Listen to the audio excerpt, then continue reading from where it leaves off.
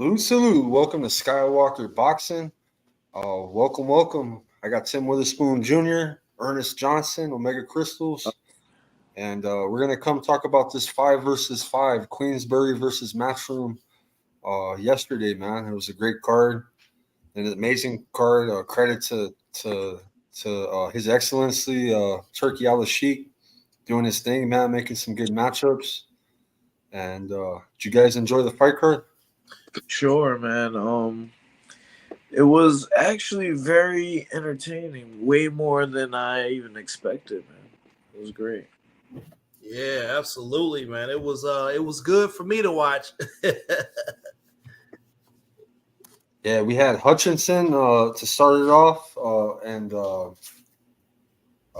that fight was pretty decent too. The Hutchinson fight. Yeah, for sure. Pretty much like nonstop action, but I felt like a lot of the fights had like if you are gonna pay for a pay-per-view or something like that, like even if you didn't know who they were, if you didn't know who Ray Four was or Hutchinson was, or really a lot of the world got introduced to Beevil last night. Right. It got was a new WBA featherweight champ, Nick Ball, the Wrecking Ball. It was a really good, solid card. I couldn't complain about it. Man, I'm a little bit salty. Josh ain't here, man, because I got some questions, bro. I really would like to hear a referee's perspective on some things. You know what I mean? You got a professional fighter right here. That's my opinion. I guess I'm second. Well, I mean, there were questions that were directed for the referee.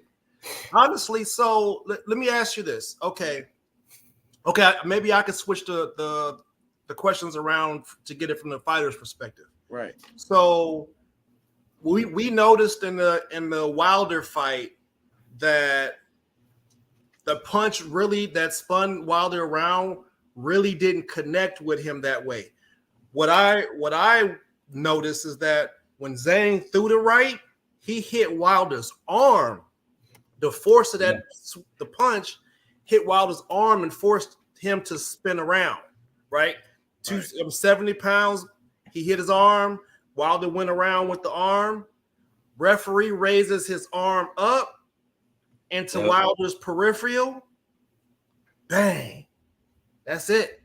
Right. I seen him get clipped in the nose. I seen that punch graze his nose. No, and bro. It looked like it made him uncomfortable because he's a 280-pound guy. But that glove. You gotta let me finish, bro. Your ass. I'm trying. I'm listening, Ernest. The question that I'm asking is, when this thing happened in the Ford fight, I noticed it in a couple fights that night.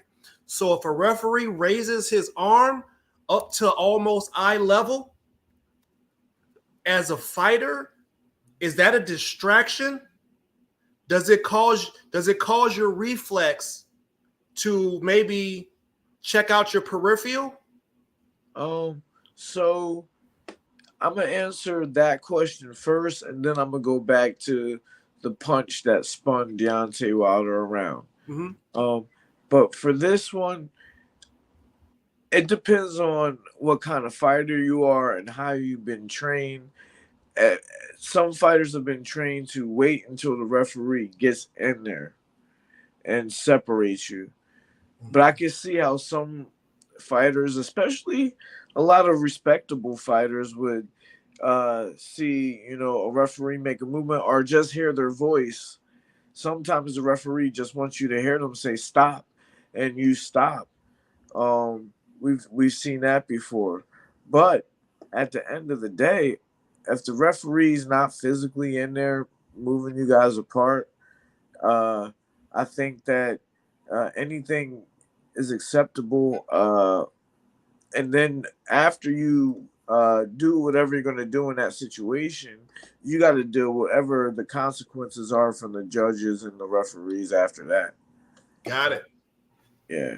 So we know the number one rule is protect yourself at all times. We know that. Right. So that's basically my question, because like I said, I saw multiple times during the card that the referees, even in the Ford versus Ball fight, the referee would raise his arm to the peripheral level of Ford and sometimes go in and tell him not to post, right? Sometimes go in and tell him not to post, but that arm was always up when he was doing it.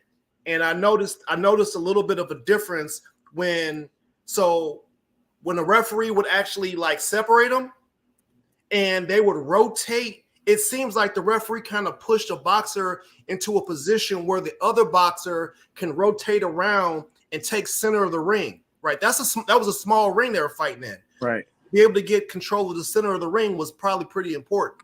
Right.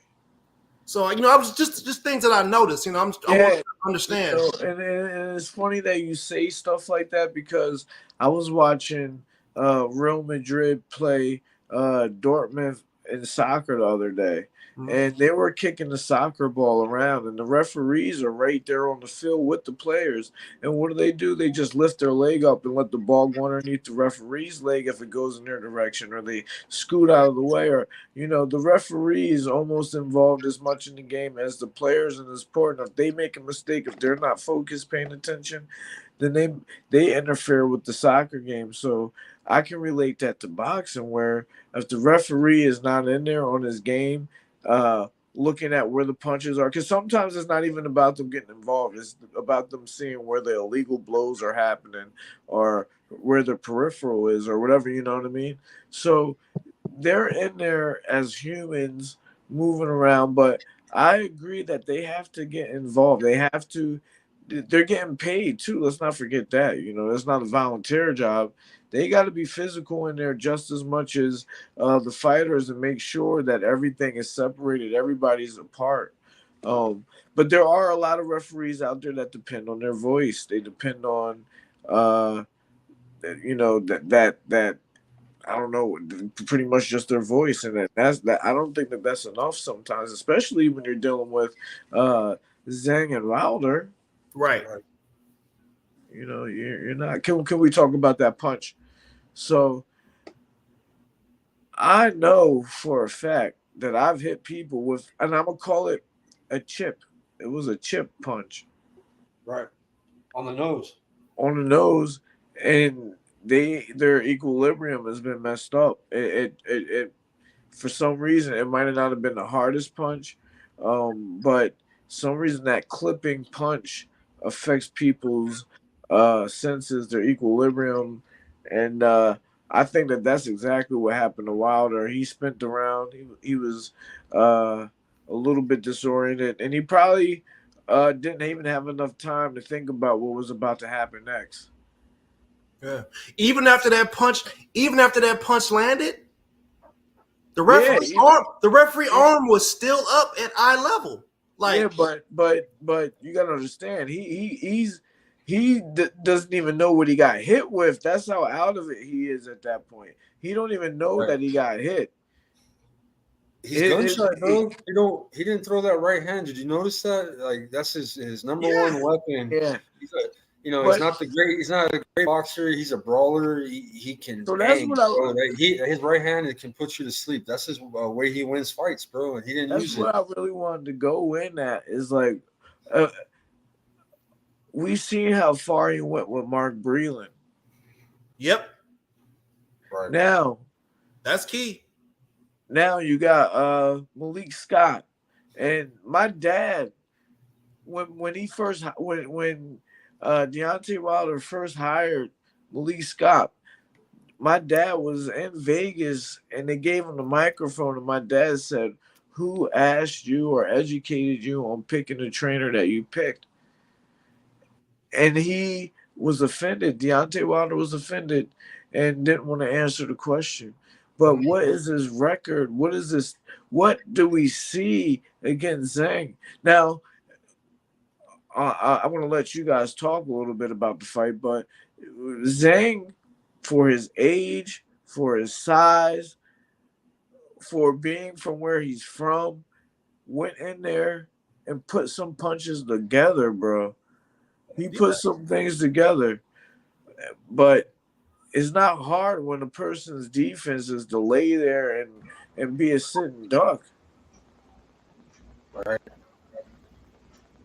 There's my brother Bruce Gas in the house.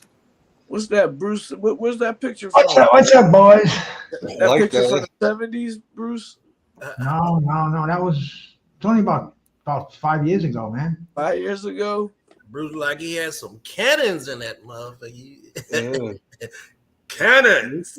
Salute your technique, man. Long time, brother. Bruce, Salute, man. what's your perspective on Deontay Wilder last night? Deontay Wilder, no chin, no legs, and I didn't even see a right hand. So I see retirement. Right. Yeah. That's it, man. I know. Come on, Bruce. I know you got something else, man. No punch resistance. I was expecting a knockdown drag out.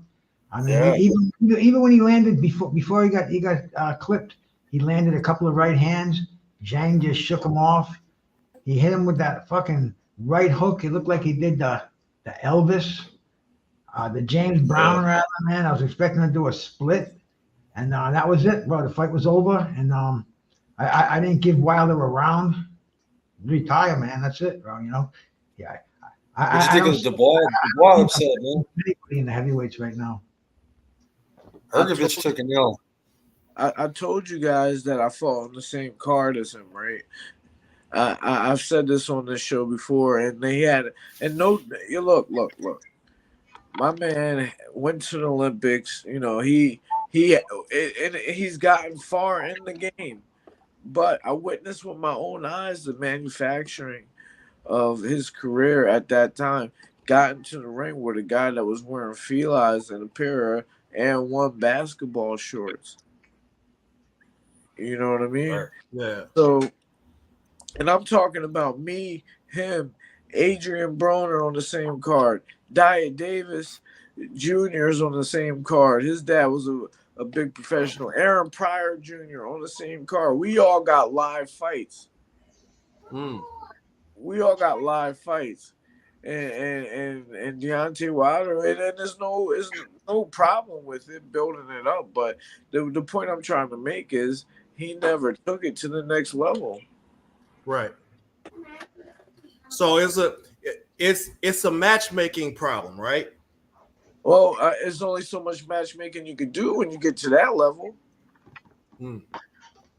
You know, it's almost and that's what happens. You know, Mike Tyson got to the point to where he had to fight who was there. Right. You know, that's the way it is when you're building your career that way. So there's always a judgment day, and he got lucky a lot of times. I counted him out, and he still came through and won. And I praised him for them times, you know, because he did come through and win some fights. But I never thought I'd be sitting here after seeing the way that Tyson Fury fought, thinking, damn, Deontay Wilder is like all the way. He's wash. Yeah, bro.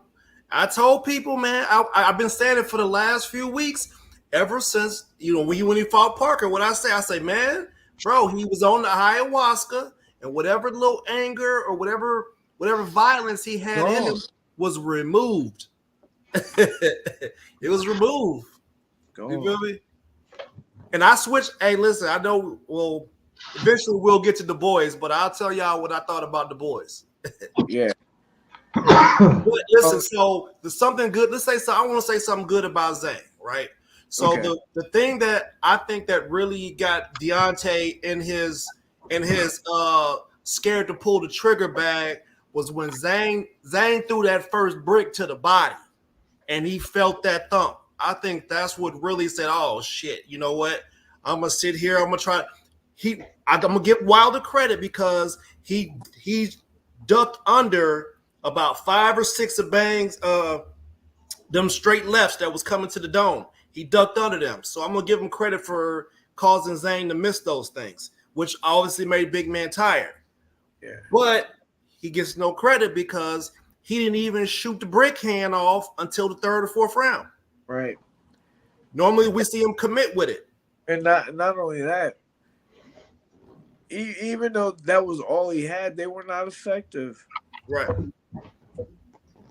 They were not effective. So who do you think that Zhang should be looking at next? Daniel Dubois. Man, honestly, I would love to see That's a Zhang fight natural, Tyson though. Fury. Really, They're on the same fucking card. They both won. Only a fucking moron couldn't say what the next fight's going to but be. what about? And I don't. What about a fight with AJ? AJ's got many options right now. Yeah. You know, Parker, a rematch with Parker, a fucking Dubois. Yeah, he's another one. He could fight Dubois in an all British heavyweight card at the at Wembley. So many options. The thing is, Turki Al-Sheikh, and I don't know if a lot of people don't know this. This guy is very, very sick, man. He's got thrombosis. He's got all kind of problems with his legs, with circulation. He's got a tumor in his brain. He's in and out of the United States for treatments and for operations. I mean, and he knows it too. I think he wants to have things done before he goes because he doesn't know if they're going to continue to box and they don't have the passion that he has. And I think this guy's going for broke. So any of these fights are possible. Nothing will surprise me. And especially the way he's making them like back to back to back. He already had Wilder lined up to fight Big Baby Anderson if Wilder won. So I don't like Zhang and Anderson. I think Zhang is too big. And I know Anderson is athletic, but I don't think that's a matchup. Heavyweights, you must fight. No limit. You want to wear a title. That's the way it goes. And right now, Daniel Dubois is a IBF interim champion, possibly to be crowned real champion if they strip Usyk, right? Yeah. Well, no, because they gave it. They were gonna do that. They were gonna strip Usyk of the IBF, but they gave him some leeway. They stopped that shit. So they're allowing him to be undisputed. They're going to have a rematch in October. And so Tyson Fury will have the, you know what I mean? He'll have a chance of becoming undisputed as well. You know what I'm saying? Somebody greased them pockets because IBF typically break protocol. Yeah. That's what happens. They have to pay up money because they're overdue. They act on impulse. I mean, they take him to court. They let Errol Spence hold the IBF title for 2 years without defending it, and then they strip Bud Crawford a week after he wins it. Yep. I mean, what kind of confidence does that give you in the IBF? Yeah. So, hey, those are the things that make. I ask. I always phrase those three questions: belts, legacy, and money. When we speak to boxers, now I'm gonna have to rephrase the question just so I can get a better understanding of where people are at, because I mean Tank said fuck the belts. I'm selling out arenas. I'm gonna go beat up who I beat up and just get the bread. So who's to say that that's the wrong way now if you see how the sanctioning bodies are behaving? Ernest, you got to throw in there, fuck the belts. People are trying to go to Saudi Arabia. Yep. That's their belt there now. Yep. You know what That's I mean? the goal. That's the end goal. That's life-changing money. But I wanted to ask anybody if they actually saw the cuts on Hrgovic's head. Were they? I didn't actually get to see how bad they were. They didn't show us. They have poor product as far as the production. That's the one thing I really dislike about Gazin. They have a very poor production, man. But if you must, this is the beauty that I'll be puffing on. The reason I was shaking my head is because it says apple fritter on here, and I cracked open this freaking medicine jar that I keep it in. See it says apple fritter written on that Band-Aid, and I smelled fucking apple pie as soon as I opened it up, and I had to just chuckle to myself, man. I mean, it smelled like Krispy Kreme up in there. It smelled just like mom's apple pie, man. And this ain't like they're flavoring up a vape or nothing. This is the flour that they named it apple fritter. And man, if Stevie Wonder was in here and I stuck it under his nose, he'd want a fork.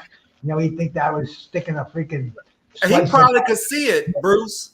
Yeah. Man, when I went to the Kobe's last basketball game in Philly, and Stevie Wonder was out there taking pictures with people, and he knew which direction to face him. Man, I don't believe it.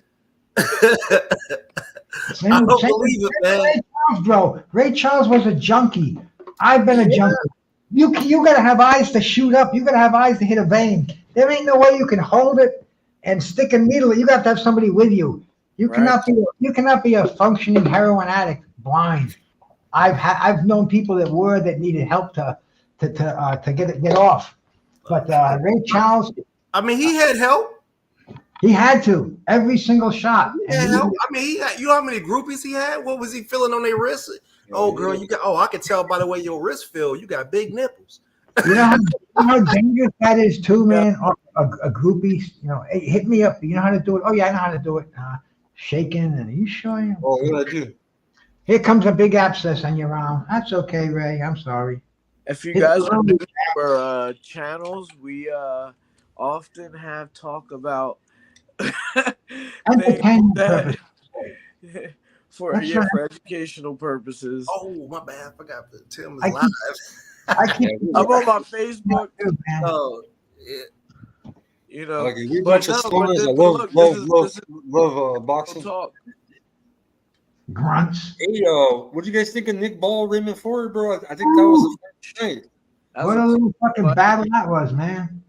Close fight, good fight. Raymond is about 15 minutes away from me right now, 20 minutes away from me in Camden. And we all were rooting for him, and he was putting some precise punches together. But that other guy was a very good counter puncher, and he put together some combinations, man. And Shiraz is a problem, bro. Shiraz is. Wait, hold up a second. We got you jumping over the topic, man. Bro, I got to keep switching it, but man, I was impressed with Shiraz too, man. He did his thing against Ammo. I gotta listen, man. I want to cook on each one of them individually. Yeah. Let's get to this Ford Ball joint, right? Yeah. So number one, Ball, he had a hard time making the weight after his last fight. They was like, yeah, man, we got to move up, right? But the money was too good. So he took the money and might have messed his legacy up going over there, right? What did he didn't make enough adjustments. Ball threw the same 6 or 4 or 5 punch combo where he leans over to the right and does uppercuts about 6 or 7 times.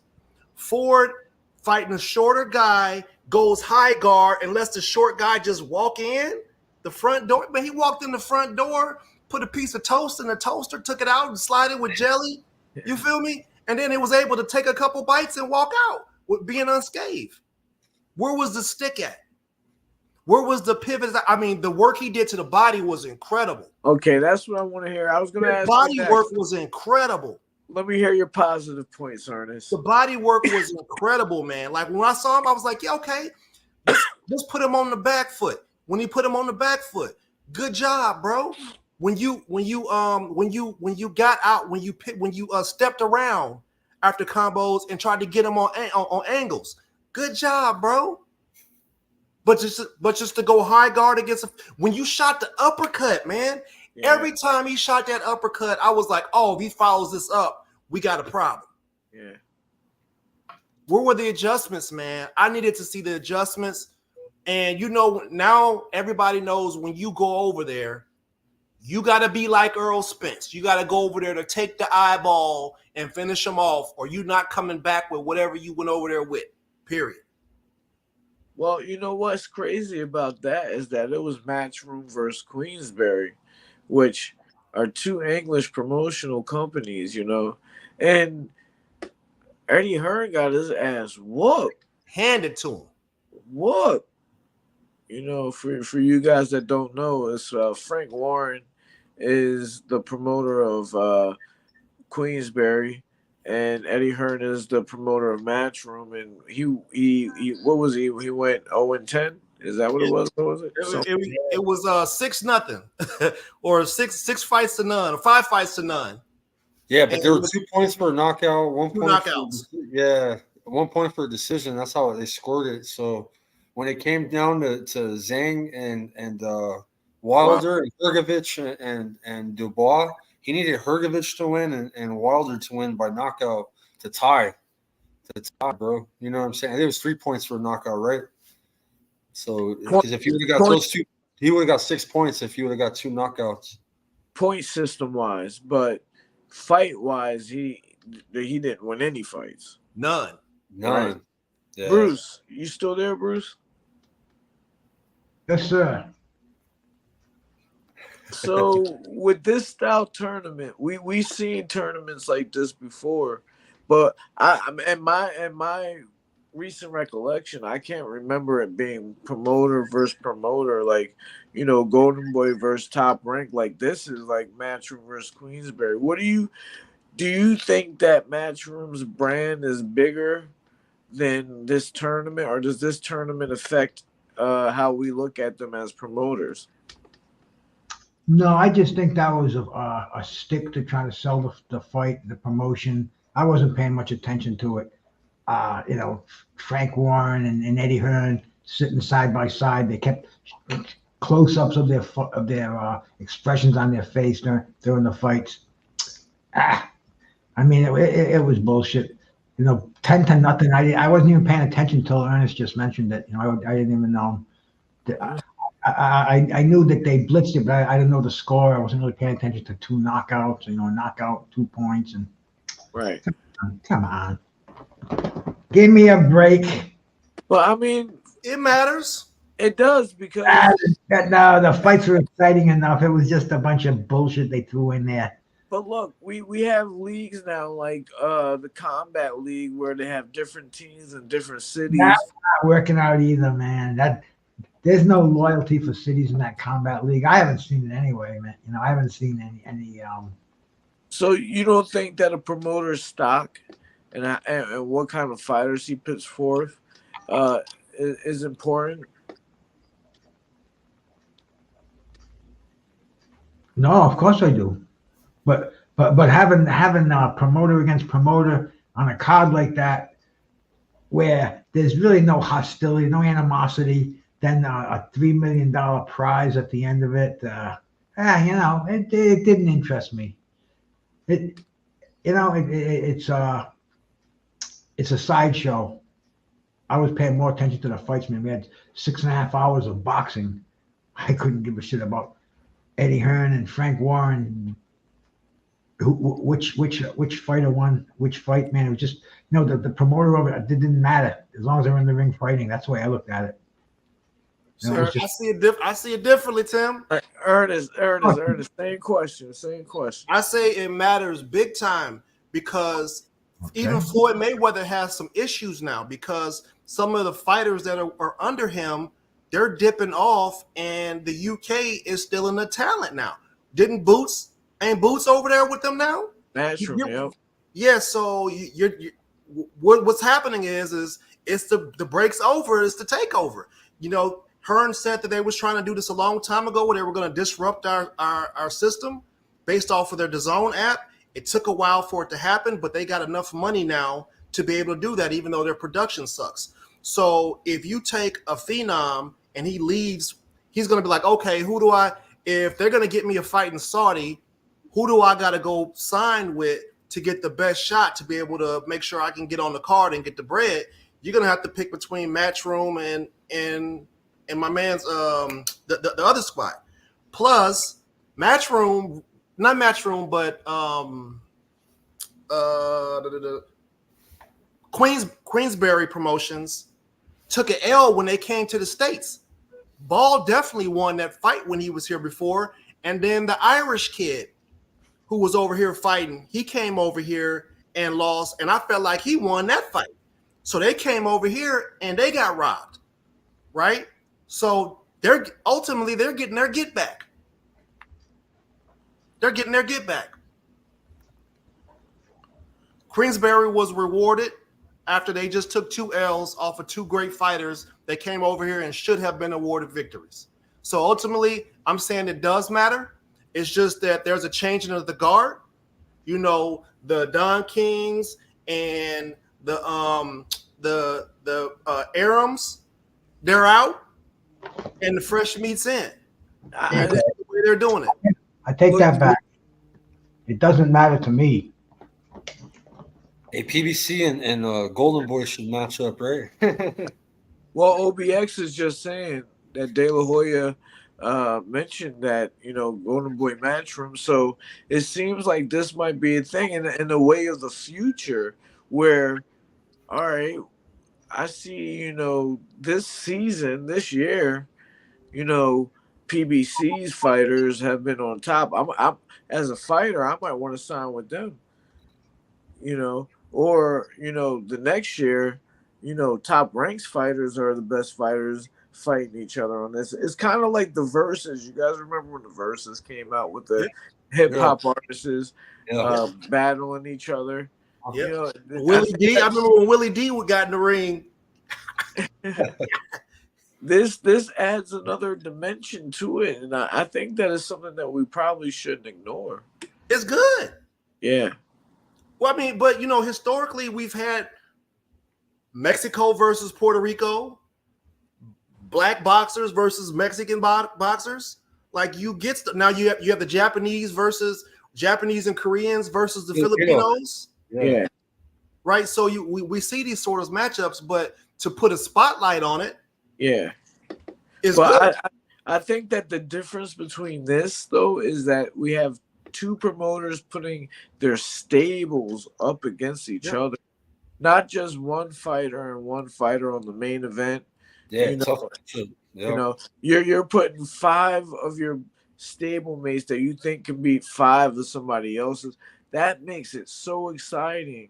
And I think that if it was a little bit more even, we would be more excited about the next one, But the fact that Matchroom got blown out, it's like, who cares? Boots is with Hearns, right? Oh yeah, man. But his first fight is in Philly, where you said that you're gonna come to. Yeah. Hey man, listen, Hearn got the golden ticket, bro. Yeah, but that's just one. That's gonna be his captain from here until all that shit ends. Boots. Who's the next heavyweight? Who's the next heavyweight he's gonna put up? Was that Southpaw? They had the Southpaw kid they was trying to push him to the front of the line. He was trying to be the youngest heavyweight. He just fought. The one that fought on the Fury card. Yep. He's not ready. He's not. But they heavyweights. Put him up against Big Baby Anderson. It's a wrap. Right. It's a wrap. Hey man, Big Baby Anderson can't lead the country, bro. He just ran from the police. He getting ready to join Ankle Monitor Productions with Tank, bro. Can't none of them go out of the country. I'm in Jared. Ankle Monitor Promotions signing number 2. They almost got Devin to join. Didn't Devin get caught with a gun in the car or something like that? All of our people seem to be in trouble running from the law. Hey, that's America. Yeah,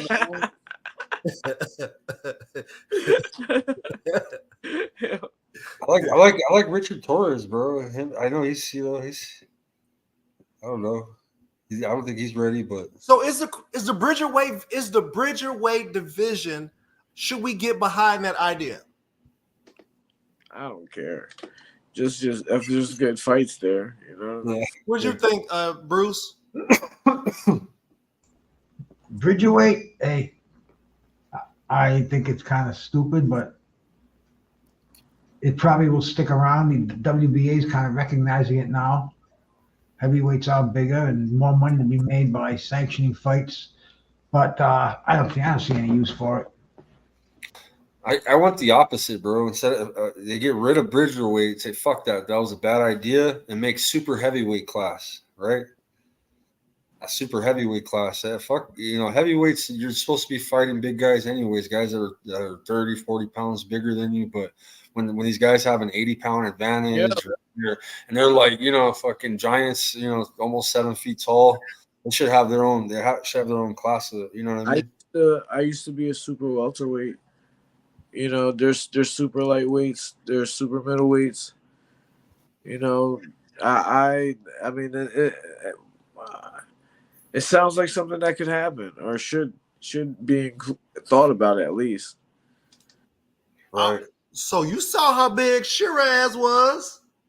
Man, bro. Bro, he looked like light heavyweight in there with ammo. We just saw Usyk, a guy who's 220 pounds, beat up a guy who's 270 pounds. So that Right. throws that need for super heavyweight, bridgerweight. It's unnecessary. It's just a business. Usyk is he's not human, The bro. make a sanction. They want to make a fight important. You know, they want to put a couple of 224-pound guys and call it a title fight. And it's part of the game. I just want to see the two fighters in the ring fighting each other. I don't care who's promoting them. I don't care what belt they're fighting for. I just want to see the best in the division fighting the best, and that's what Turkey's doing, bro. Turkey Al-Sheikh is doing that. So you wouldn't care if there was 100-pound weight discrepancy? If they were fighting as a heavyweight, nope. Yep.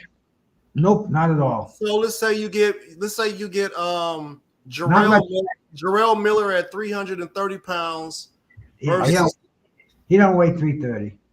He did when he fought Du Bois the last fight. You sure? Yep. Show me. He weighed in at 330, and Du Bois was in there at like 247. Hell yeah. Okay, so what's your question? So my question is are you okay with there being like 100-pound weight disparity? That's it. And if there is, like, Usyk would destroy Big Baby Miller at 330. He'd fuck him up, man. It would be funny to see. What happened to Deontay Wilder with Zhang just now? Well, I mean, that's not really a good example. How many little heavyweights? I think it is. Usyk and Tyson. I'm trying to think. How many other heavyweights have been small? Yeah, I'm way more traditional than any of you guys. I just see the heavyweight when they put the cruiserweight division in. I welcome that because there's such a discrepancy between 175 and the over 200-pound class. But as far as bridgerweight goes, that's retarded. And as far as if you're gonna fight at heavyweight, you fight anybody out there, any size they are. History's proven that size doesn't matter. Joe Louis was knocking guys like Primo Carnera, fucking Buddy Bear, guys that were 6'7", 270 pounds, 175, 280 pounds. It didn't matter. A prime boxer, heavyweight boxer, has got the reflexes, it's got the speed, it's got the power. It's not going to matter. There ain't going to be no super heavyweight class ever in boxing. Yeah. Well, then what do we have weight classes for? We have weight classes. I got the perfect counter. You want to make a new weight class? You want to make a new weight class, bro? You want to make a new weight class? Simple. So what happened with UFC when UFC first started? Yeah, and you want to pay a new weight class? It's simple. When UFC first started, it was all weights. When what? Right? All weights, wasn't it? When UFC first started? We're talking boxing, bro, not UFC. No. I'm talking about weight classes and the reason we have them.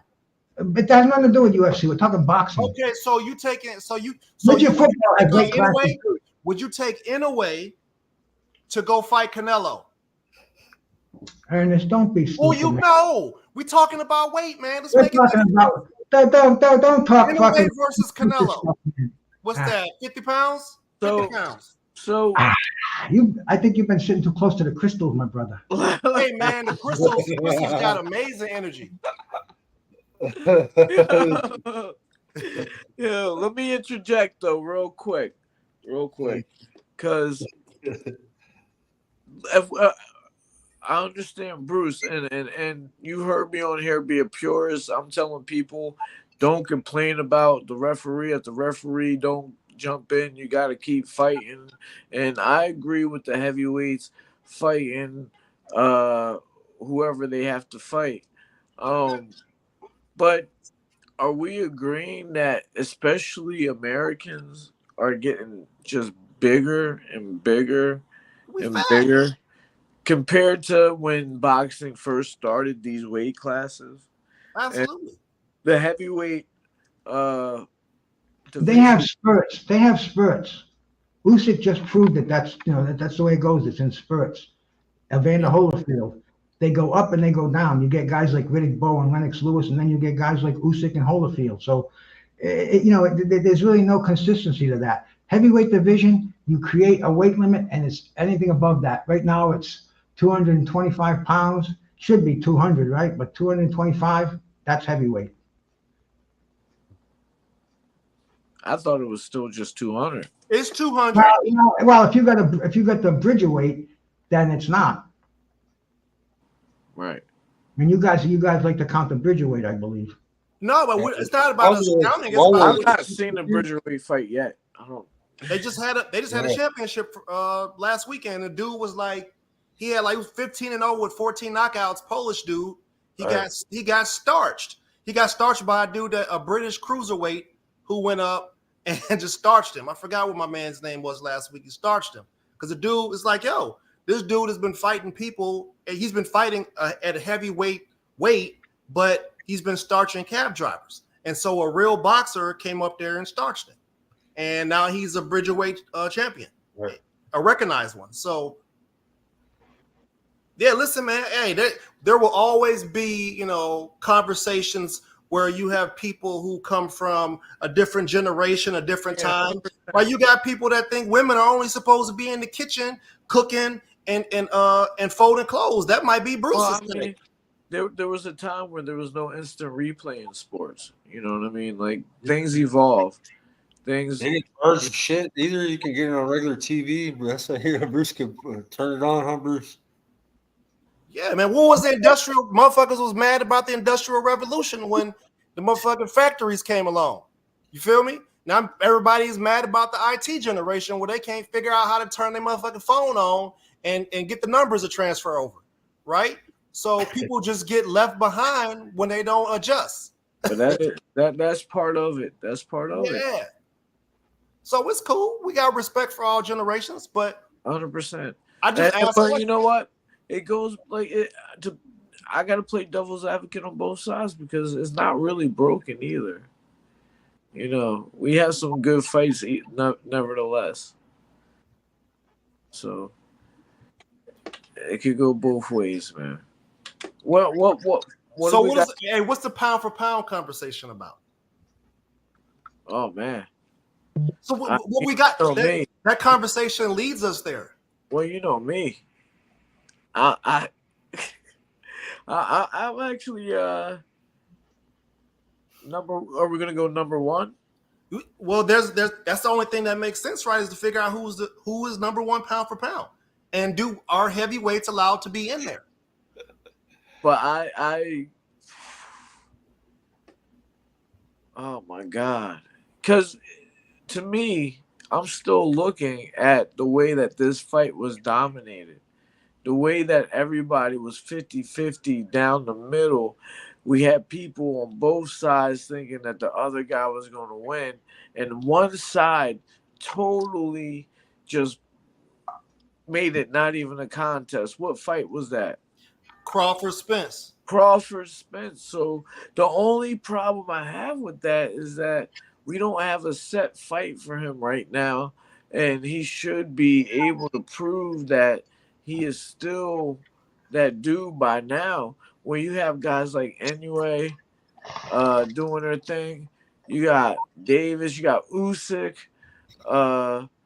but for some reason I can't let him go as number one right now because of the way that he just rolled over Errol Spence. What about you, Bruce? Who do you put at one? Hypothetical pound for pound, bro. I don't do it, Ernest. It's not hypothetical. This is your pound for pound. There's no hypothetical. It's your fighter. Listen, it's subjective, and I don't do pound for pound. I think it's fucking stupid. See, man, all right. I don't know, man. I don't know. But you don't count heavyweight as pound for pound? No, man. People got all these opinions, but they won't pick a side and get on it and then defend it. I pick mine. I'm totally fine with it. And I picked my losses. Tyson Fury, I was on him, and I lost. There's no problem. You know, to me, it's like, who's your favorite basketball player right now? You know what I mean? Who do you think is the best? You know, it's not really that big. Pound for pound is used way too freely on the internet right now. Do you guys, Ernest? Do you know why how pound for pound came about? I do. Okay, well, tell me. So we had a conversation about this on what was that? Was that Wednesday on Josh's birthday? And it had to do with I believe, what was the guy's name? Was it Joe Lewis? It was Joe Lewis and maybe Rocky Marciano, maybe. I can't remember who the two fighters were that were supposed to get with each other, but they were like different generational fighters and they ended up fighting each other. I can't remember the exact names. But basically it started off with it was the heavyweights who really kicked off the pound for pound conversation. Okay. Forget about that. You're wrong on that one. But tell me, what does pound for pound mean? So if you take, what does it mean to me? What's the definition of it? Doesn't matter what it means to you. What's the definition of pound for pound? Taking a fighter, okay, and a weight class, if you were to put him in another weight class with another fighter, and we're just judging on their skill set, what they're able to do in the ring, would that fighter be able to go to another weight class with that skill set and be able to win? You mean would he be able to put those pounds on, or would just imagine him in that other weight class? No. Well, yeah. I mean, of course. Well, I said at another weight class. You're taking him from one weight class. So let's say we take Mayweather. If you take Mayweather, he's a 147 pounder. You take that same Mayweather and he's fighting at heavyweight. How would he do up there with the heavyweights in the same class? So we would be saying that Mayweather, with his skills, his defensive acumen, his ability to box, would box circles around most people. He proved that when he fought Canelo, and he 12-0. So why don't you just say who's the best boxer out there today? But look, let me interject a little bit. No, but why can't you say that instead of pound for pound? Because look, who's the best excuse me, the WBC has their top 10, top 20 guys. WBA has a different list of top 10, 20 guys. IBF. Well, I'll give you a lesson on pound for pound. It originally started with Joe Lewis was the heavyweight champ of the world, but Sugar Ray Robinson was considered the best boxer in the world, and everybody was saying, how would Sugar Ray Robinson do if he was a heavyweight and fighting Joe Lewis? And it was never going to happen. So they made that mythical pound for pound list, and there was only one pound for pound. It was Sugar Ray Robinson. It's only now that until actually the late 70s, the magazines started putting in the pound for pound, the Dynamite Dozen, and the top 20. But pound for pound was originally just that one. It was Sugar Ray Robinson. So I mean, like I said, man, it's just so overused right now that it's making me think of another pound for pound fighter now that you put it that way, which is Roy Jones Jr. Roy Jones Jr. was the best to ever do it pound for pound. Pound for pound. Back in the day, didn't they base it off the magazines, like your Ring magazine? They would announce a fighter of the year every year. Like my uncle would have fights of the year. He had fights of the year, right? Ring magazine fights of the year, 82 and 83. So my uncle, I think he was fighter of the year in 82. You know what I'm saying? Or 83. One of the years they gave it to him, but that to a lot of people back then, those magazines was like the only kind of publicity that you would get from the boxing world, and that's the only news you could get. Yeah. So whoever they crowned, you know what I mean? That's who it was for that year, or, the baddest dude, you know what I mean? I got Roy Jones as the pound for pound greatest of all time in his prime. I mean, that's me. I don't, it's subjective, but that's who I take. And then he literally did it. He literally did it. That's the point I was trying to make. Manny Pacquiao could be number 2 if we're really talking about people traversing weight classes and proving their skill level at higher weights. A lot of accomplishments. 6, 7, 8 division champions. 8 division champ, yeah. But then you got people in the lower weight classes who are fighting 2 to 4 pounds apart, right? Are we supposed to give them the same credit as we give these larger guys that traverse 20, 30 pounds. But I don't think that's the only thing you can base the pound for pound. To me, pound for pound is just like who is the best performer right now, and it could change. It doesn't matter, you know, if they could beat a heavyweight or not like that. It's like who is on top of their game right now. To me, that's what pound to pound means. Pound for pound means. And for me, right now, it's a tie. And I base mine on who is going to look the most dominant in their next fight. And I think that Crawford will look dominant in this next fight, but I think it's a tie with him because we know Inoue is not slowing down anytime soon, and he's gonna look dominant in his next fight. So, and that's just my opinion. I think everybody, and I think there's no problem with this, has to look at the pound for pound or whoever they think's the best boxer in the world in their own way. However they look at it, if they don't want to say it, they don't have to say it. But the pound for pound list is one way for us to talk about it, at least. Yeah, let's talk about it. So let's do this. Let's say it this way. This is what's wrong with boxing. In every other sport, pretty much we can determine what the best and who the best are based off of parameters provided, right? In boxing, we don't have an ability to actually see it play itself out the way that kills the argument as far as, who is the king or whatever, right? So honestly, I felt like pound for pound, the person who people put on top, they get to stay there until somebody beat them. But that's not the case now, right? Well, I mean, you got the person who's been pound for pound for the last 2 years, and now we're saying Usyk and Inoue have dethroned him somehow, but the dude hasn't been beat yet. But a poor performance or inactivity, I think, is something that we should factor into this. Mm-hmm. You can't be pound for pound barely winning. You can't be pound for pound sitting on your belts for too long or sitting on not fighting for too long. That should take you out of the running. And for that reason is the reason why I think Crawford is hanging on by a thread in my book. And it's not necessarily his fault. There's other factors that play into him not fighting, but we're talking pound for pound. I wonder Bruce, what do the OGs say in the chats that you be in? Do you guys even have that conversation? I don't pay attention to it. Oh, okay. So you're saying you don't know if they have it or not, or you just don't pay attention to it when they talk about it? Yeah, pound for pound, I don't pay attention to it. I don't know I don't know who's talking about it except you guys, right? Well, actually, everybody's talking about it, but it's just not my thing, bro. That's all.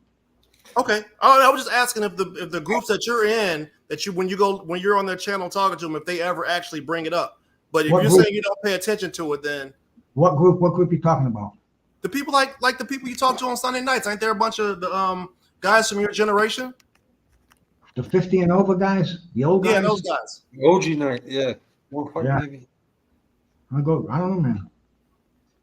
Damn, you just put a wall up, huh? When somebody talk about something, you don't like the wall up. They have different subjects every night. Tonight we were talking about the best fights we've ever seen. But pound for pound, see if they had that there, I wouldn't go in there. Hey, Bruce, in your opinion, who's the best fighter right now, man? Like doing this thing, Usyk, Inoue, or Crawford out of those three?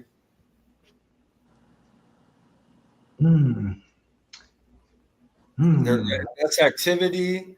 That's legacy. That's doing everything right. And if you want to number them, all three of them are so close, man. They're in different divisions. They're all at the top of the division. Neither one of them has done anything like outstanding where it's going to make them to rise to the top of Crawford and Inoue. Who's the other one? Crawford, Inoue, and Usyk. And who? Usyk. Usyk. Yeah, nah. I'd say it's they're tied pretty much. If I was going to rate them, they're all champions in their division, undisputed. Right. That's all it's worth, man. That's why, we ask a lot of people that, man. It's kind of hard to. My favorite out of the three would have to be the heavyweight because I like heavyweights. Yeah. I like Usyk because he's a gold medalist. I think he did a little bit more work. You know what I'm saying? Monster Inoue. I like his activity. You know what I mean? He's going.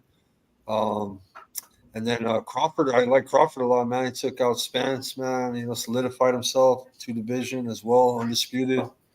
So, and man, this is hard. It's hard to rate him, man. Yeah. So your amateur career matters. Is that what you're saying? Uh, I think well, it don't matter if you're in that position as a champion, right? I mean, fuck, if you can do it without it, then hey, all props to you. But I think that it helps, right? Because we know that to make it to the Olympics, it can be very political. Well, yeah, And but people don't have an opportunity to actually travel that way. But when we boil it down, it's like, who's your favorite? And we got to keep thinking about things that make these guys our favorite fighters all together. Like, one thing that we were talking about is pound for pound. And it's like, we never factor in. We do when we talk about Terrence Crawford, but we never factor in Derry or Tyson Fury as, okay, these guys beat these opponents to make us even put them in the discussion. Right. You know, so it's all subjective about, you know, what we feel, who we think, and why we think this guy is pound for pound. Like Manny Pacquiao, a lot of people like him because he came from nothing. Right. And they make him number one in their life because he came from nothing. He was hungry and he made it that way. So for Skywalker to factor in his amateur career, I think is a valid point. Because that's his view of something that makes him who he is right now. Right. I'm glad I'm hey, listen, man. I you know me, bro.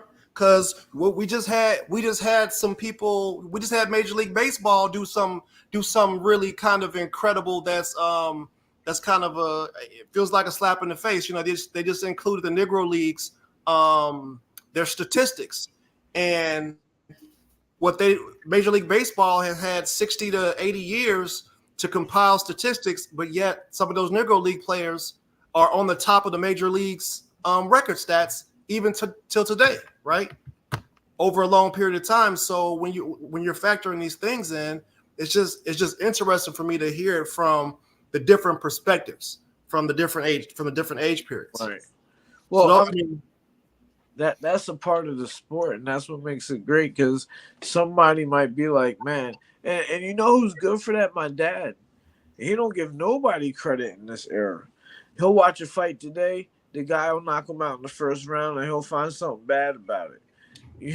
You know, and he'll say, back in my day, we fought way better than that. You know what I mean? So, how old was your dad when he laced up gloves, Tim? I never asked that question. I think he was about 22, 23 years old when he first started boxing. Yeah.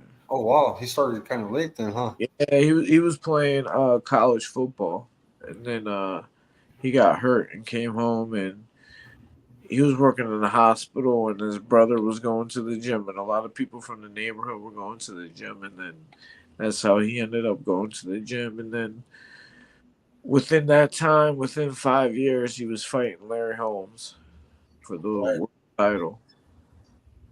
Hell yeah. So. Hey, man, listen, bro. Yeah. So, I mean, back to the recap for the weekend. Overall, I think what we saw, the way that they're doing it is, I think is good for the sport. Ultimately, I'm here for the sport, and I'm seeing. It seems like there's sort of it's not enough of a shift for me. Let's put it this way: there's a little bit of a shift that looks like things are heading in a positive direction. As far as getting some good competition out there, that's what we really want to see, the best fight the best. But there's a lot of things that still need to be cleaned up. The refereeing, the scorecards, all that stuff needs to be cleaned up. Yeah, and wherever there's money is never going to be perfect. Right. So we got to accept that. But look, this is also something that we got to understand, that this game is like a roller coaster, you know. And this tournament was something good, but I'm sure people, you guys might remember, Bruce, you definitely remember Thunderbox, that tournament, right? Do you remember that back in the day? Oh yeah, your dad was in that, right? Exactly. Thunderbox was a tournament where you fought uh maybe once a month or whatever. I don't know how they did it, and then you won a big prize at the end of it. Or maybe it was all on the same night. It I was in can't. the same night, man. That's how I'm listening to you. No, they had to fight 3 rounders, and then they Right. went to like 6 rounders, and I think the last fight was a 9 rounder maybe or a 10 rounder. But yeah, it was a tournament. They had Cedric Boswell was in it. Your dad, Jimmy uh, Thunder. yeah, Jimmy Thunder from Down Under. I mean, it was a crazy thing. A 1 night tournament. I think it was supposed to be $1 million to the final to the winner. Everyone liked that tournament. I still see T-shirts of that tournament today. Hmm. You can Google it, and there'll be a big recap of it. Right. So these things are good, but we got to understand that it could be gone tomorrow. We got to appreciate it while it's here today, and hopefully something else picks up, or but we got to enjoy the ride while it's here, and hope for the best fights. Yeah. Oh yeah, one other thing, since I wanted to make sure I cleared the record, because me and Tim had a conversation offline. We had a couple weeks ago. We were talking about a fighter. If a fighter's getting punched behind the head, and maybe complaining to the referee or something like that, from the perspective of a person like me from the outside sitting in, I see it as dirty, and I think maybe a trainer or somebody like that should be handling it. But for a person of like maybe Tim's perspective, a person who's training other fighters, they're training those guys to be like, hey man, you fight and you do what you got to do inside the ring and don't be complaining about it. So you got to be a dog in there and get in there and get to handling your thing. So basically, we don't disagree. These are two things that are happening simultaneously that should be respected from both sides. Right. So we don't really have a disagreement there. No, well, and let me just explain that that's something that I had to learn. It's not something that is just a thought in my mind. It's something that I had to live. Where I'm from, there's no boxing gyms. I had to travel into the city. So I developed my skills fighting kids that had to really fight. I developed my skills fighting other people that were already pro when I was just a kid, bloody in my nose and all that. And understanding that nobody is going to save me but me. So, and really, the really one thing that really made me learn that if someone does something dirty, that you can't complain and you got to let the referees do their job, but you got to protect yourself and fight, is when I was over in England. And there's a fighter named Tommy Coyle. A lot of people might have seen him fight before, and I was a sparring partner over there. And this dude will grab your arm, hold you, hit you in the back of the head, hit you in the kidneys, everything. And I took it as, okay, this is how they fight over here, so I'm going to have to adapt, and I'm going to have to make sure that it doesn't happen to me, and I'm also going to have to fight back and stand up for myself. I can't complain. That's not going to protect me. What's going to protect me is standing up for myself and fighting back with what's coming at me. So that's the same kind of stuff. Like, my life experience is why I get mad at Usyk. And the gold medalist, the unified heavyweight world champion, I get mad at him when I see him complaining to the referee, because it's like, yo, the referee's not correcting it. After the third time you're complaining, go ahead and handle it with your hands. Yep, that's right.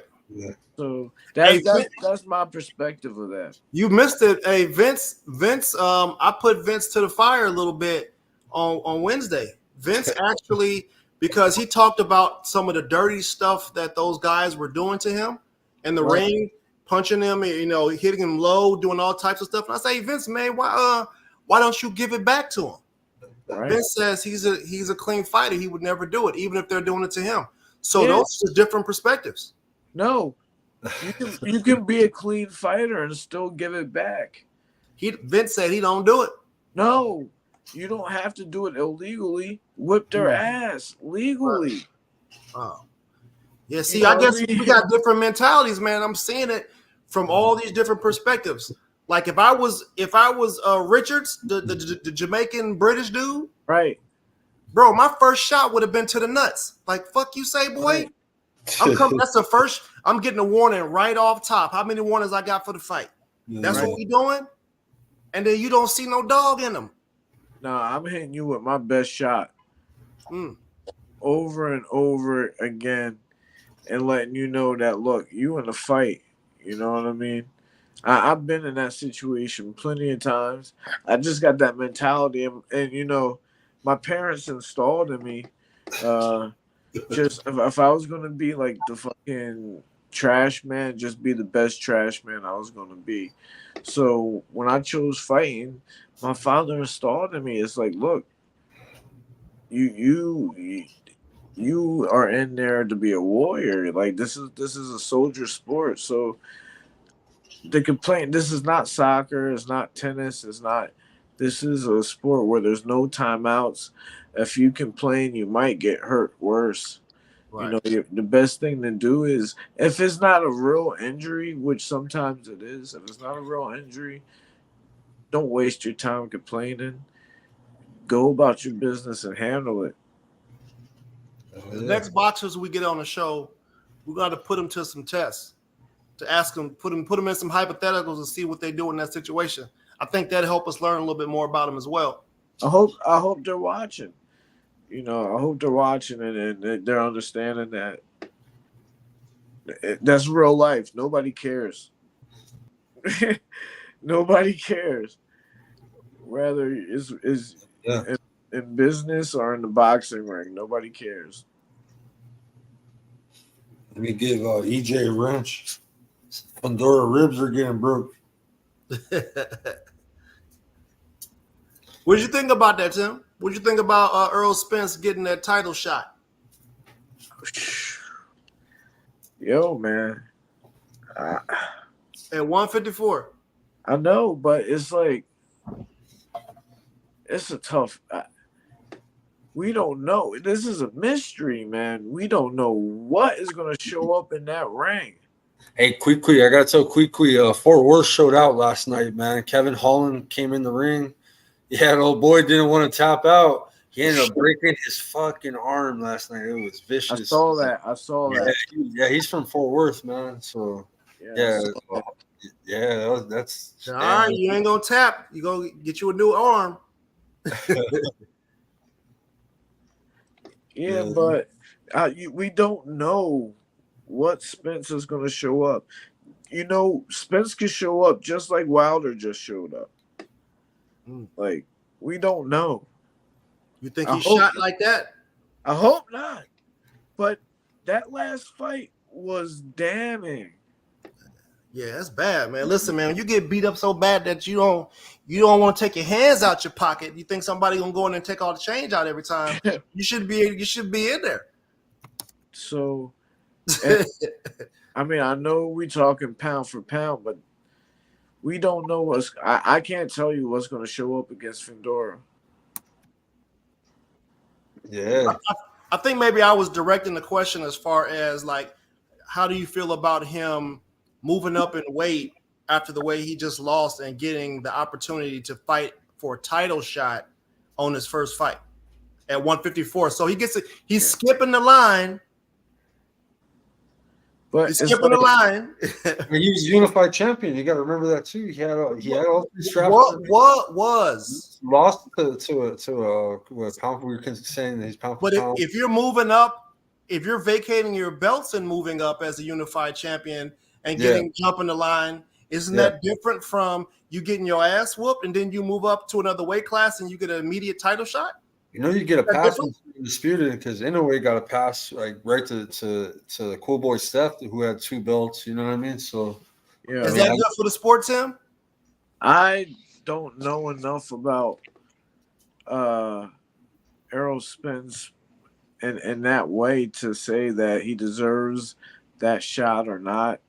All I know is that he just got his ass whooped, and I mean that's pretty much the basis of what I would base the next move on, and I obviously his management team thinks that he can beat Fedor. Fedor's been busy. He's very beatable, obviously, but I don't know enough about Errol Spence to know who's going to show up. I don't. Bruce, what do you think about EJ getting that title shot right now?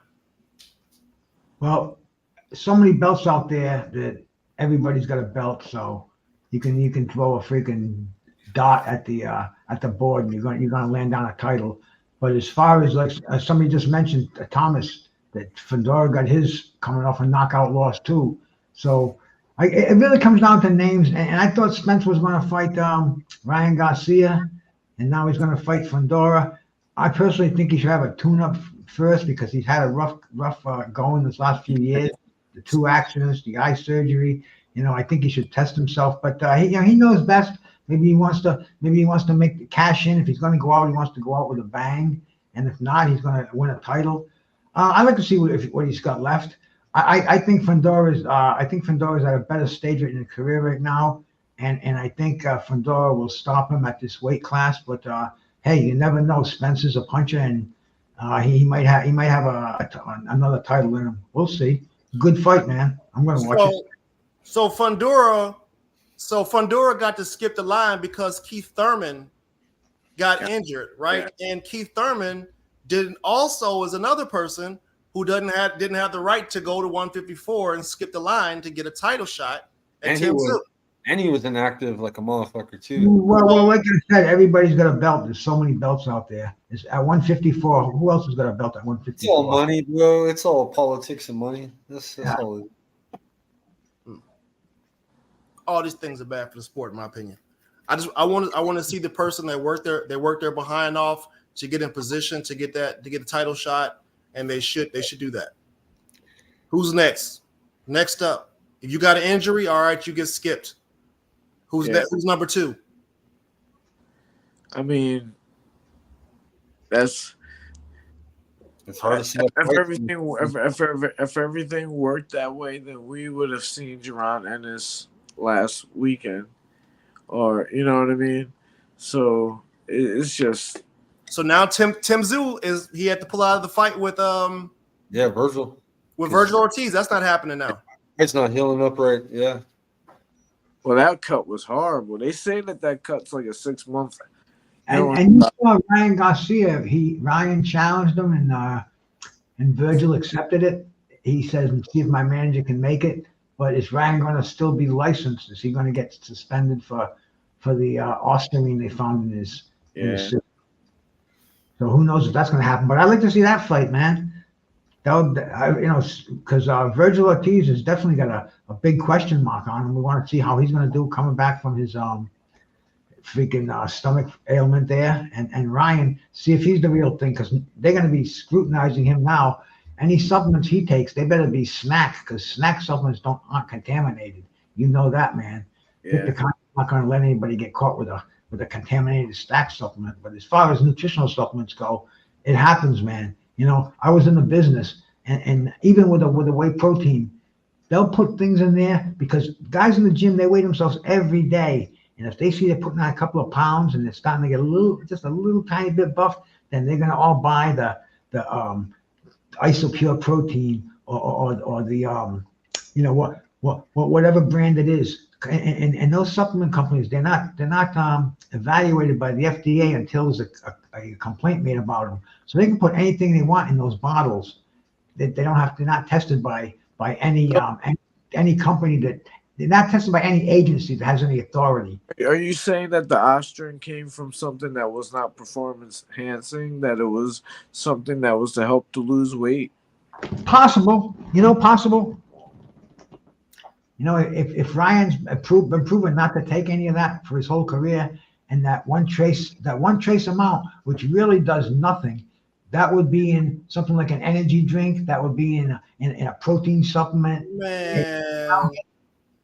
But that's I've been in the business and I've seen nutritional supplements where people have been tested positive for things back in the day, and they would take a supplement independently, send it out to a lab, and sure enough, a lot of them would come back with cross contamination because they're made in the same. They're made in unregulated laboratories. They're made in batches where one supplement is made in the same bathtub, basically. Whoa, fuck all that, man. I'm tired of holding my tongue for this shit. Motherfuckers making excuses. That motherfucker gotta take the walk of shame. Please don't cut me off. Please don't cut me off. Humiliated. Like please don't cut me off because I'm gonna lose my thought. Dirty and got fucking publicly humiliated. He needs that same ass motherfucking treatment. I don't give a fuck if it was an incy teeny bitty little bitty amount in there. Public humiliation like everybody else. That's it. Can I finish now?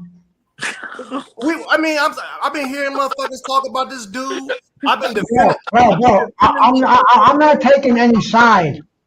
I'm just telling you. I was in the nutritional supplement business for 30 years. I get it. You had the conversation for John Jones. I know how these products are made, and it's a possibility that they can be cross-contaminated. And now he's proven the supplement that he took was cross-contaminated. So I mean, you can. So he gave up 2 jars of things that he took that could possibly have had it in there, right? So are you saying that a boxer can go? You know what? I'm on record by saying this now. I'm advocating for black fighters to go out and do the same shit.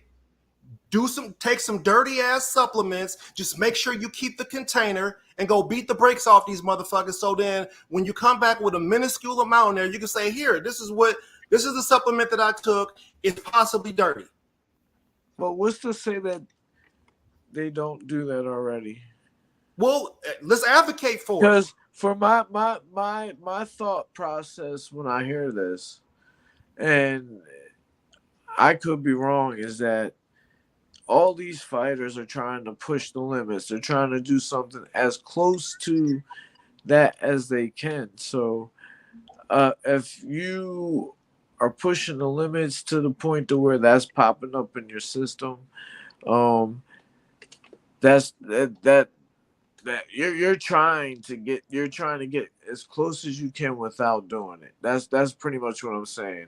And we know that there's been fighters of all shades that have been popped. I got a list of them. I got an Excel spreadsheet with the shit they took, the people who did it. I got a list of it. It's real funny, man. All them cats in that Canelo camp seem like they'd have been on some dirty shit.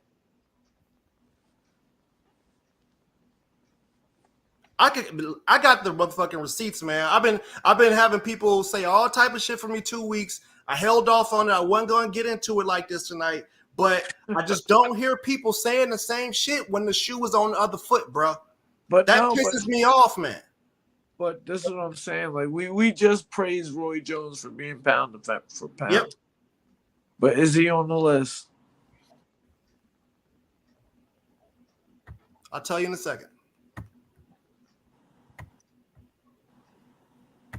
Now, we're not talking about being accused of it, right?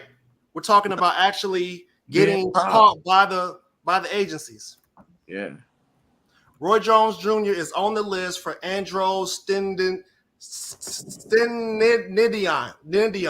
So that means Roy Jones Jr. is off my all-time pound-for-pound list. All right, there we go. That's how that pairs up. James Toney, is he on the list?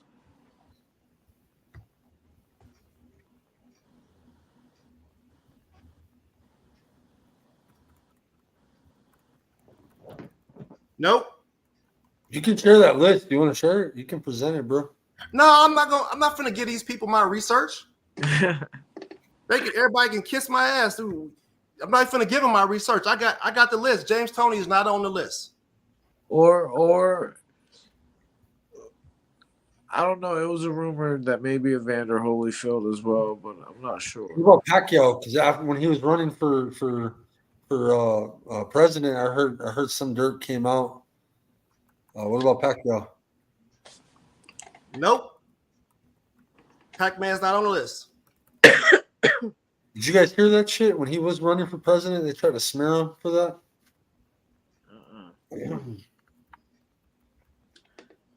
He's just a phenomenon. If he never did, thank you, TD Sports. I know James Toney was Pop. You know what I mean? That's two people, McMahon. I know he got Pop. So that's what I'm saying. Like wherever. Pop by what agency? So the list I got comes from a very specific agencies. Right. I mean, Holyfield. Is so everybody said Barry Bonds was dirty too, right? He never pissed hot, did he? What about Mike Tyson? Barry Bonds never pissed hot, did he? What? But he public humiliation and no Hall of Fame and inductee based off of them saying he supposedly did whatever he did, but they never popped it. So all I'm saying is, if you got this shit in your system, if people are getting publicly humiliated for having it in their system, then let's publicly humiliate everybody then. To include the supplement company, right? We get recalls all the time. Shit does get contaminated. I agree with those points. But what I don't agree with is that people not treating everybody the same when they get caught with it in their system. I think that's a fair statement. I mean, we've talked about this a lot. And Bruce has been very knowledgeable on this thing, but we always come back to there should be two different leagues. Yeah, Barry Bonds did test positive for steroids too, there, Ernest. That's what I said, Bruce. Would you have selective hearing over there right now? Yeah. I said he did not test positive. No, he did test positive. Oh yeah, he did? Yes, he did. Where and when? A couple of times. Google it. Man, okay. Well, is it gonna pop up on Wikipedia, Bruce? Is it gonna pop up on Wikipedia? Go look in the Balco sample. But Barry Bonds did test positive, bro. Hold on, I'm gonna Google it. Like, yes, Barry Bonds test positive for steroids. I'm imagining it's gonna be there.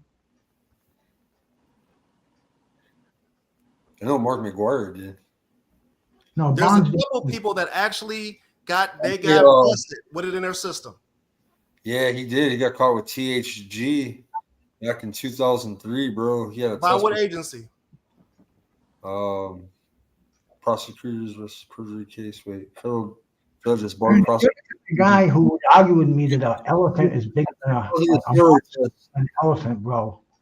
No, he had 3 positive tests. Bonds positive steroid test discovered among Balco. That was Balco. That's the one I know about. Yeah, but back in 2007, he had to go to court. I wouldn't show off that list either, bro. I don't know if he pled guilty, but Reuters, man, they say baseball home run king Barry Bonds tested positive for steroids in November 2000, months before his record-breaking 73 home run. I'll bring you the data this week. We're gonna get some peer-reviewed sources for you. My bad. I just Googled it, like you said, bro. That's what he said. So, I mean, cheaters gonna cheat, man.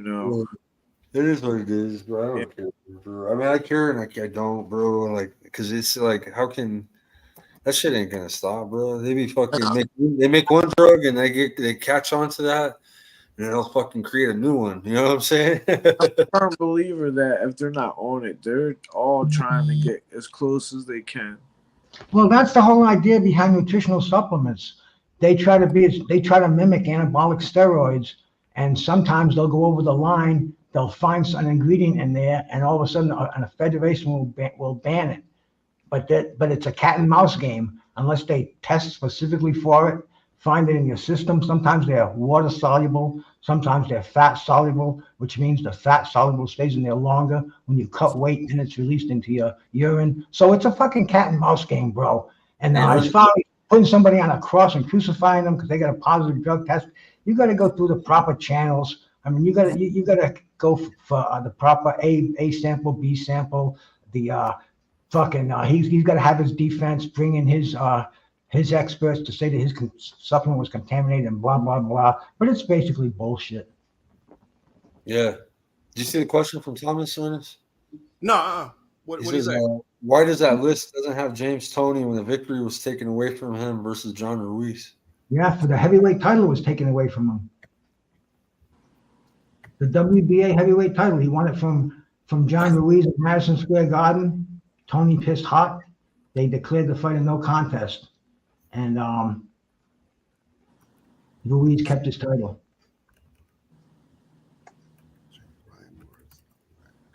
Google, motherfuckers, Google.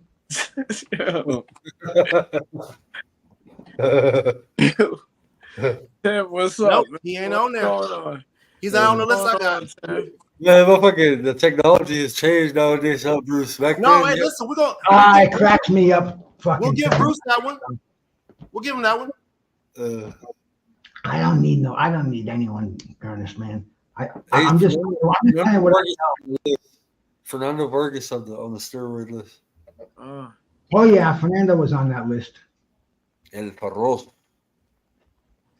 I was thinking Shane Mosley, but I'm not sure about that. You're not sure? Canelo. And you know what? Not for nothing. Tyson Fury. Oh yeah, he's definitely on there. He's on the list? Oh yeah. Yeah. Vinny Paz should be on that list, man. I love him like a brother, but he like going to the gym and messing around with that shit. Hey, Bruce, you got to tell me what shit to get on. It's that good shit, bro. If they're not testing you, bro, I mean, you just want to go with a nice testosterone. Hey, look, I'll just tell you who I got on the list. Tyson Fury, Canelo, Luis Nery, Dillian White, Jarrell Miller, Kid Gallahan, Eric Molina, Bermain Stavern, Billy Joe Sanders, Luis Ortiz, Alexander Povetkin, Tony Yoka, Yuriokis Gamboa, Marius Watt, Tyrone Spong, Roy Jones Jr., Ryan Martin, Saddam Ali, Julio Cesar Chavez Jr., Ryan Garcia, Shannon Briggs, Andre Berto, Willie Monroe Jr., Brandon Rios, Ramondo Beltran, Lucas Brown, Lamont Peterson, Avni Yildirim, Sergey Kovalev. That's why Kovalev fell off so much. Those are the guys I got on my list right now. And I got the supplements they took and everything. Usually when they get off that shit, it's a wrap. Hey, did Avni pop dirty for the Canelo fight or what? He popped dirty before he was assigned the fight. Oh, okay. Plus, he was Canelo's sparring partner. Yeah, Yildirim. Canelo had a series where he fought three out of 4 fighters who had popped dirty, to include himself. So you got some animosity there. No, man, I'm for a clean sport, bro. Right. I'm for a clean sport. That's it. If we either let everybody do it or don't let anybody do it. I feel you on that one. I feel you. I'm a fan of the 2 different leagues, If you want to do steroids, which they might, the league without steroids, I think will still be good for a purist, but it might turn into the WNBA. Yeah. But maybe not, 2 evenly matched people make a good fight no matter what, I believe. So. And that Mark McGuire era in baseball, man, that wasn't nothing like it, bro. Watching baseballs get hit out of the stadium and into the water. That's a sidewalk and the people walking under it. Yeah. I was cool with that. I wish they didn't use wooden bats and go back to the metal joints. We might see one get hit out of the city into a damn Skywalker or something. They were selling supplements back then. They were legal now, like the androstenedione, the pro hormones.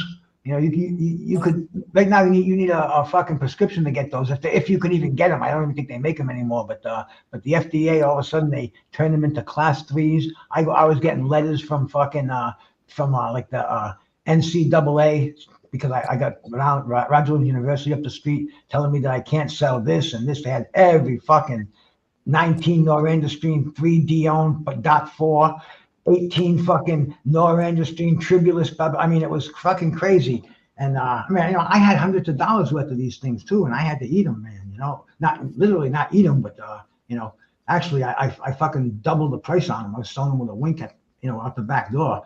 But yeah, you could buy that stuff legally. You could buy a lot of supplements legally that today are considered anabolic steroids. Yeah. Hey, El Quattro, Caitlin Clark don't need to be protected. She's subjected to the same scrutiny as every other superstar is. You know, we're not saying that her skill level isn't what it is, but we are saying that she got some work to do. So if they want to put her on the pedestal and say she's the best thing since sliced bread, then she better taste like the motherfucking rolls that come from Texas Roadhouse with that cinnamon butter already on it. I missed that one. Where someone commented that? Hey guys, I'm checking out, man. I'll see you later. All right, cool, Bruce. Okay. And you know what? I'm right behind Bruce. When we start talking true WNBA, I'm out of here. It is trash. Oh, all right, guys. Have a good night. I'll talk to you guys next weekend, man. Good night, Billy. Great Cool, show. man. Yeah, thanks, man.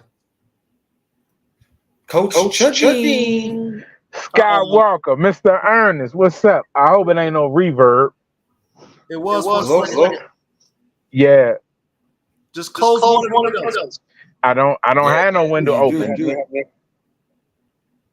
Yeah, I don't have no other window. I just went straight direct to the link Skywalker sent me. Is it on TV? Nah, it's on my cell phone. I only hear cell phone when I hear. Let me mute mine. Go ahead. Yeah, what's up? Can y'all? What do you hear it now? Hello? Yeah. Hello? Yeah. Still. It's still there, Sky? Yeah, Coach Green. Hey, Coach Green, you gotta end this, so. All right, then, cool. I'm gonna call you on the phone. Okay, cool. All right, guys. You say he's gonna call you? You gonna put him on the speakerphone? I could do that. I gotta end this in a few minutes, so he's gonna call me at the house. But yeah, it's pretty. I gotta get ready for the work week, bro. Word. But yeah, man, it was a great weekend, bro. I'm burnt out from here. Here's Coach Green calling me. I put him on speaker. Coach Green, go ahead. Can you hear him? Can you hear him? You asking me, Skywalker? Yeah. He gotta talk. Go ahead, talk, Coach. 1, 2, 3, 4. Can y'all hear me? You got it by the speaker on the. Yeah, you and I have my speaker on. My phone sucks though. But hey, Coach, let me end this and give me a second. Hey, but Ernest, you have a blessed night, man. Yep, bro. All right, man. Peace. Thank you guys for tuning in. Much love. Peace.